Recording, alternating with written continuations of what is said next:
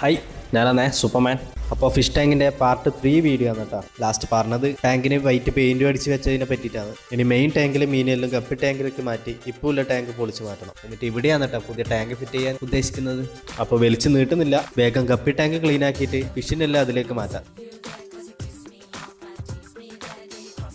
അതിൻ്റെ ഇടയ്ക്ക് മീനെ കൊച്ചയൊന്നും പിടിക്കേണ്ട വെച്ചിട്ട് ടാങ്കിന് വേണ്ട നെറ്റ് വെച്ചിട്ട് ഒരു കവർ ഉണ്ടാക്കുന്നുണ്ട്. ടാങ്ക് ഫുള്ള് അഴുക്കായിരുന്നു. പിന്നെ ടാങ്കിൽ ഫുള്ള് ഗപ്പി കുഞ്ഞുങ്ങളായതുകൊണ്ട് കുറേ സമയം എടുത്തു. കുറച്ച് പണിപ്പെട്ടാലും ടൈം എടുത്താലും ലാസ്റ്റ് ഫുൾ ക്ലീനാക്കി എടുത്തിട്ടുണ്ട്. പിന്നെ മുമ്പുണ്ടായടുത്തല്ല ടാങ്ക് വെച്ചിട്ടില്ല, ചെറുതായിട്ടൊന്ന് സ്ഥലം മാറ്റിയിട്ടുണ്ട്.